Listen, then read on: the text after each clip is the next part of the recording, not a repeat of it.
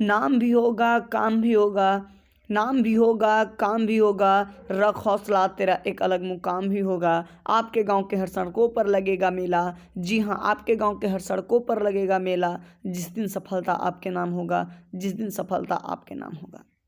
नमस्कार दोस्तों, आप सभी का स्वागत है आपके अपने YouTube channel Sarvodaya online classes में। जैसा कि आप सबों को पता है कि क्लास 12th एवं 10th का जैक के द्वारा इस बार एक ही मॉडल सेट जारी किया गया था, किंतु झारखंड के विद्यार्थियों को कोई दिक्कत ना हो इसलिए कोडरमा प्रशासन की तरफ से जैक के तर्ज पर 3 न्यू मॉडल सेट जारी किए गए हैं जो बिल्कुल जैक पैटर्न को फॉलो करता है। इसलिए आपके एग्ज़ाम के दृष्टिकोण से ये मॉडल सेट का अध्ययन करना भी काफ़ी इम्पॉर्टेंट हो जाता है, काफ़ी महत्वपूर्ण हो जाता है। तो आज इसी सिलसिले में हम लोग देखेंगे ये झारखंड में जो 3 और नए मॉडल सेट आ गए हैं उनको एनालिसिस करेंगे। और आज हम लोग देखने जा रहे हैं इस वीडियो में सब्जेक्ट इतिहास हिस्ट्री का मॉडल सेट, और ये मॉडल सेट नंबर 1 आप देख रहे होंगे यहाँ पे लिखा हुआ है मॉडल प्रश्न पत्र 2023 कला संकाय अर्थात आर्ट्स के लिए है, विषय इतिहास क्लास 12th।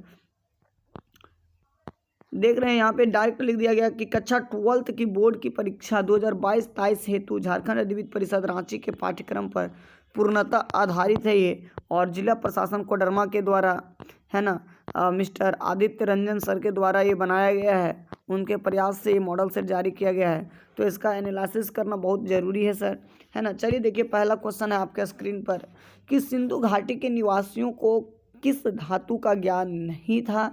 तो किस धातु का ज्ञान नहीं था, तो इसका राइट आंसर हो जाएगा ऑप्शन नंबर सी, लौह, है ना। लोहा धातु का इन लोगों को ज्ञान नहीं था। ठीक है, आगे की ओर बढ़ते हैं। ठीक है, क्वेश्चन नंबर 2 में कहता है कि मोहनजोदड़ो की खोज 1922 ईस्वी में किसने किया। तो मोहनजोदड़ो की खोज 1922 ईस्वी में किसने किया, तो राखलदास बनर्जी ने किया था। इसलिए इसका राइट आंसर हो जाएगा option number C, Rakhaldas Banerjee. आगे है यूरोप का समुद्रगुप्त कौन था। तो यूरोप का समुद्रगुप्त की यदि बात करें तो वो नेपोलियन को कहा गया है, और भारत का नेपोलियन किसे कहा गया है यदि पूछ दे तो वो राइट आंसर हो जाएगा आपका समुद्रगुप्त। क्वेश्चन ध्यान से समझिए, यदि यूरोप का समुद्रगुप्त बोले तो नेपोलियन, और भारत का नेपोलियन यदि पूछे तो समुद्रगुप्त। कोई दिक्कत। चलिए आगे की ओर बढ़ते हैं। आगे है कि किस अभिलेख से अशोक द्वारा कलिंग विजय का पता चलता है। आपको पता होगा कि कलिंग के राजा और अशोक के बीच 261 बीसी में 261 बीसा पूर्व में क्या हुआ था, कलिंग की युद्ध हुआ था। और इसी कलिंग के युद्ध के पश्चात अशोक ने धम्म नीति का प्रतिपादन किया था। तो उसी युद्ध के बारे में पूछ रहा है कि कलिंग विजय का जानकारी कहाँ से मिलता है। तो अशोक के 13वें शिलालेख से मिलता है। ठीक है, इसलिए आपका राइट आंसर हो जाएगा ऑप्शन नंबर डी। क्वेश्चन है आगे कि अभिज्ञान शाकुंतलम के रचनाकार कौन थे, है ना। यानी अभिज्ञान शाकुंतलम जो है वो किसने लिखा है, तो ये बहुत लोग जानते होंगे, ये कालिदास के प्रमुख है ना ग्रंथ हैं। एक चीज़ और, आप लोग वीडियो देख रहे हैं तो सबसे पहले आप लोग खुद आंसर देने का प्रयास कीजिएगा, क्योंकि मैं थोड़ा सा स्लो बोल रहा हूँ, इसीलिए कि आप लोग थोड़ा सा जो है वो अपना जवाब खुद देने का प्रयास कीजिएगा, मन में एनालिसिस करते जाइएगा कि आपको कितने आंसर पता हैं। और लास्ट में इस बात को कमेंट सेक्शन में ज़रूर लिखिएगा कि सर मुझे इतने क्वेश्चंस के आंसर पते थे, इतना नहीं था। ठीक है, ताकि मैं ये जज कर पाऊँ कि आप लोग का प्रिपरेशन जो है वो किस लेवल का हो चुका है, किस तरीके से हो रहा है या नहीं हो रहा है। ठीक है, चलिए क्वेश्चन नंबर 6 कहता है कि ऋग्वेद के पुरुष सूक्त में सर्वप्रथम किस वर्ण व्यवस्था का उल्लेख मिलता है। तो इसका राइट आंसर हो जाएगा ऑप्शन नंबर ए, ब्राह्मण। कौन, ऑप्शन नंबर ए, ब्राह्मण। आपको बता दूं कि पुरुष सूक्त जो है उससे वर्ण व्यवस्था का जानकारी ही मिलता है। पुरुष सूक्त में जो है भारत में जो 4 वर्ण व्यवस्था हैं, ब्राह्मण, क्षत्रिय, वैश्य और शूद्र, ये चारों वर्ण व्यवस्थाओं का जिक्र कहाँ पर मिलता है, पुरुष सूक्त में ही मिलता है। बट ब्राह्मण का पहले, उसके बाद दूसरे नंबर पर क्षत्रिय, तीसरे नंबर पर वैश्य और चौथे नंबर पर शूद्र। ब्राह्मण की बात करें तो इनका जन्म जो है वो ब्रह्मा के सिर से हुई है। क्षत्रिय की बात करें तो इनका जन्म ब्रह्मा की भुजा से हुई है। वैश्य की यदि बात करें तो कहीं पर इसका जन्म उदर से बताया जाता है तो कहीं पर जांघ से बताया जाता है। और शूद्र की बात यदि करें तो इनका जो है वो पैर से हुआ है। चलिए आगे की ओर बढ़ते। क्वेश्चन नंबर 7 कहता वीर शैव अर्थात इसको लिंगायत संप्रदाय भी बोला जाता था कि आंदोलन का जनक कौन है। वीर शैव या लिंगायत आंदोलन का जनक कौन है? तो इसका राइट आंसर हो जाएगा सर बासवन्ना। पता होगा जिसको बचपन में बासो कहकर, इनको बचपन में बासो कहकर पुकारा जाता था, ये वही बासवन्ना है जिसने 12वीं सदी में, ठीक है, 12वीं शताब्दी में कर्नाटका से वीर शैव संप्रदाय को प्रारंभ किया था, लिंगायत संप्रदाय को प्रारंभ किया था। वीर शैव संप्रदाय क्या था? तो वीर शैव संप्रदाय में शिव की आराधना लिंग के रूप में किया जाता था, इसीलिए इसे लिंगायत या फिर वीर शैव संप्रदाय कहा जाता है। राइट, आगे की ओर बढ़ते हैं। धर्म ग्रंथ सूत्र पिटक किससे संबंधित है? तो ये आपका बौद्ध धर्म से संबंधित है, इसलिए राइट आंसर हो जाएगा ऑप्शन नंबर बी। आगे की ओर बढ़े तो तंबाकू पर किस शासक ने प्रतिबंध लगाया था? ध्यान दीजिएगा, प्रतिबंध यदि पूछे तो जहांगीर, जैसा कि आपका क्वेश्चन में पूछा है बैन किसने लगाया था, तो जहांगीर ने। लेकिन यदि क्वेश्चन पूछे कि किस मुगल शासक ने सबसे पहले तंबाकू का सेवन किया था, तो फिर हो जाता अकबर। सेवन मतलब खाया था, सबसे पहले अकबर खाया था। कब खाया था? तो 1604 ईस्वी में, ठीक है। और 1605 ईस्वी में देखिएगा अकबर का डेथ भी हो गया है, तो हम लोग इसको ट्रिक से याद किए थे, है ना, कि 1604 में तंबाकू खाया इसलिए कैंसर हो गया, 1605 में मर गया, है ना। खैर वो बात की बात है। 1605 में अकबर का डेथ, 1604 में ये तंबाकू खाया। तंबाकू खाने वाला अकबर पहला शासक था। और एक क्वेश्चन का जवाब आपको कमेंट बॉक्स में आकर देना है कि मुगल काल में जो तंबाकू आया था वो कहाँ से आया था। आगे की ओर बढ़ते हैं क्वेश्चन नंबर 10 की ओर। क्वेश्चन नंबर 10 कहता है कि मुगल कालीन चित्रकला किसके काल में चरमोत्कर्ष पर पहुंची? तो मुगल कालीन चित्रकला देखिएगा तो ये जहांगीर के काल में सर्वोच्च स्थान पर पहुंचा, इसलिए जहांगीर को चित्रकला का, जहांगीर के कार्यकला को मुगल कालीन चित्रकला का स्वर्णिम युग भी माना जाता है। इसके अलावा शाहजहां के टाइम में देखिएगा तो स्थापत्य कला का विकास होता है, और अकबर के काल में यदि देखिएगा तो साहित्य कला का विकास होता है। तो यदि क्वेश्चन पूछे कि मुगल कालीन स्थापत्य कला किसके काल में चरमोत्कर्ष पर पहुंचा, तो शाहजहां, और साहित्य पूछे तो अकबर, लेकिन चित्रकला पूछा तो जहांगीर। राइट, आगे की ओर बढ़ते हैं।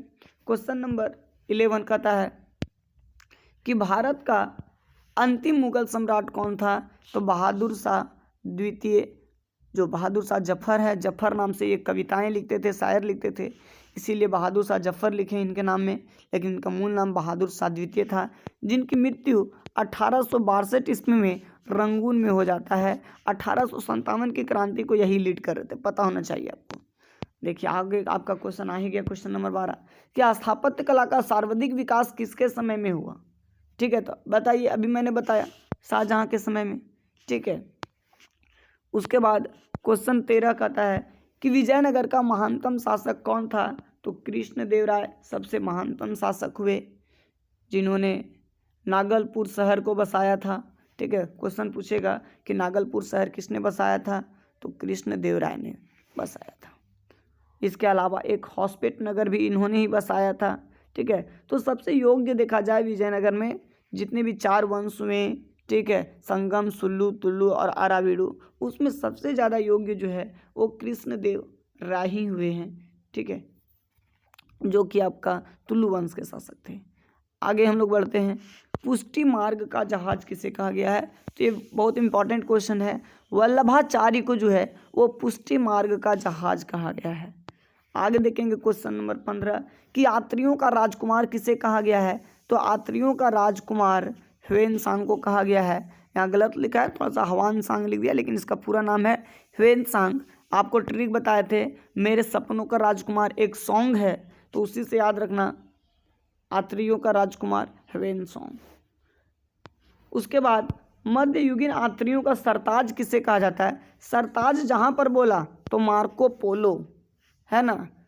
सरताज जहाँ पर बोला तो उसका नाम क्या हो जाएगा? मार्को पोलो, और राजकुमार बोला तो ह्वेनसांग। अंतर याद रखिएगा, बहुत कन्फ्यूजन होगा, ठीक है। राजकुमार वेनसांग, गाना से याद रखिएगा, मेरा सपनों का राजकुमार एक सॉन्ग था, ठीक है। और सरताज आपका हो गया मार्को पोलो, है ना, सरताज आपका क्या हो गया, मार्को पोलो, याद रखिएगा, बहुत इंपॉर्टेंट क्वेश्चन दोनों में।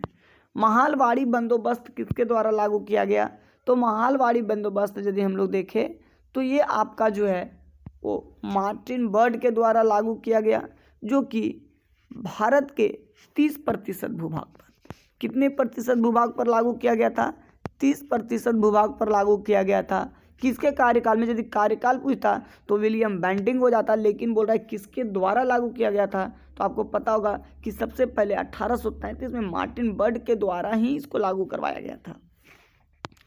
आगे देखें कि उलगुलान विद्रोह का नेता कौन था, तो उलगुलान विद्रोह का जो नेता था वो बिरसा मुंडा थे। और आपको पता होगा कि इस उलगुलान विद्रोह को मुंडा विद्रोह के नाम से भी जाना जाता है, जो 1894 में स्टार्ट होता है, 1894 में स्टार्ट होता है, ठीक है।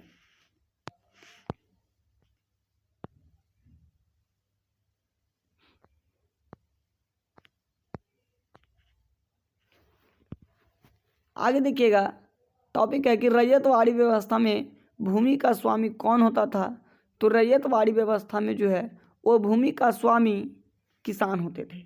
रैयत का मतलब ही होता है किसान, बताए थे, ठीक है। इंग्लिश ईस्ट इंडिया कंपनी या इसी को बोल सकता था ब्रिटेन ईस्ट इंडिया कंपनी की स्थापना कब हुई, तो 1600 ईस्वी में, है ना, कोलकाता में हुगली नदी के किनारे।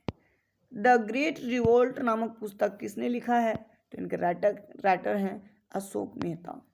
उसके बाद 1857 के गद्दर को किसने क्रांति कहा है, तो राइट आंसर हो जाएगा Karl Marx.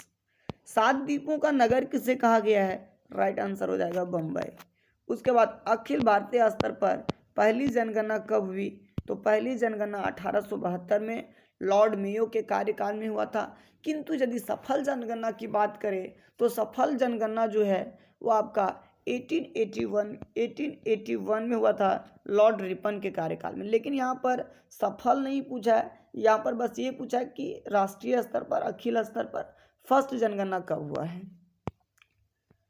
Vasco D gamma Bharat कब पहुंचा है, ठीक है, क्वेश्चन आगे कि वास्को डी गामा भारत कब पहुंचा है, तो वास्को डी गामा की यदि हम लोग बात करें तो ऑप्शन के अकॉर्डिंग यदि हम लोग देखें तो इसका राइट आंसर हो जाएगा 17 मई 1498 को।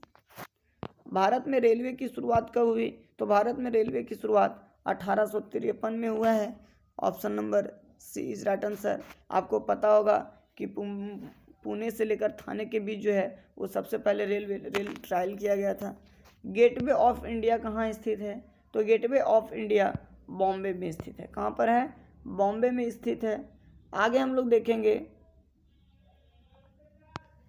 कि करो या मरो का नारा किसने दिया था, तो ये करो या मरो का नारा गांधी जी के द्वारा दिया गया था। और कब दिया गया था, तो भारत छोड़ो आंदोलन 1942 के दौरान दिया गया था। सर की उपाधि किसने वापस की थी, तो रविंद्रनाथ टैगोर ने वापस कर दिया था। जालियांवाला बाग हत्याकांड से आहत होकर इन्होंने सर की उपाधि और नाइटहुड की उपाधि को क्या किए थे, वापस कर दिए थे। आगे है कि गांधी जी ने असहयोग आंदोलन किस वर्ष आरंभ किया था, तो 1 अगस्त 1920 को आपको पता होगा तिलक फंड की स्थापना किए थे, है ना, और उसी के साथ जो है वो शुरू किया गया था असहयोग आंदोलन। आगे है कि जालियांवाला बाग हत्याकांड कब हुआ था, तो बैसाखी पूर्णिमा के दिन 13 अप्रैल 1919 को पंजाब के अमृतसर शहर के अंदर जालियांवाला बाग मैदान में हुआ था। आगे है काला कानून किसे कहा गया है, तो काला कानून रॉलेट एक्ट को कहा गया था, क्योंकि इसमें किसी को भी मात्र संदेह के आधार पर गिरफ्तार कर लिया जा रहा था, न वकील, न अपील और न दलील का प्रावधान भी था। आगे देखिए क्वेश्चन नंबर 33 में, तो क्वेश्चन नंबर 33 में कहता है कि सुभाष चंद्र बोस ने कहाँ पर आज़ाद हिंद फौज का गठन किया था, तो राइट आंसर हो जाएगा इसका ऑप्शन नंबर डी, सिंगापुर में। कहाँ पर, सिंगापुर में इन्होंने जो है वह स्थापना किया था आज़ाद हिंद फौज का। आगे देखेंगे भारत का विभाजन ब्रिटिश शासन की किस योजना का परिणाम है, तो आपको पता है कि माउंटबेटन योजना के आधार पर ये विभाजित हुआ है, ठीक है। भारतीय स्वतंत्रता अधिनियम कब बना, तो 18 जुलाई 1947 को। लेकिन पूछ देता कि इसे ब्रिटिश पार्लियामेंट में कब प्रस्तुत किया गया था, तो 16 जुलाई 1947 को, राइट। आगे बढ़ जाते हैं।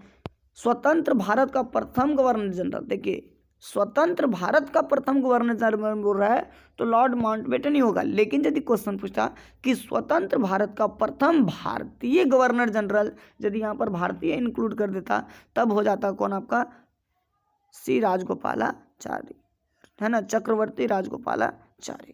क्वेश्चन नंबर 37 है कि भारतीय संविधान के अनुसार संप्रभुता निहित है तो संविधान में। भारत को गणतंत्र कब घोषित किया गया? 26 जनवरी 1950 को।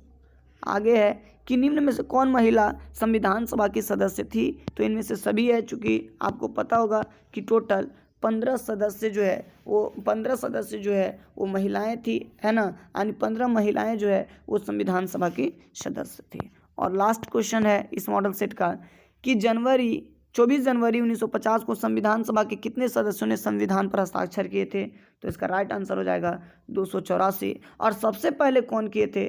तो पंडित जवाहरलाल नेहरू। ठीक है, और ये रहा दोस्तों आपका मॉडल सेट नंबर 1 का ऑब्जेक्टिव का पूरा सॉल्यूशन।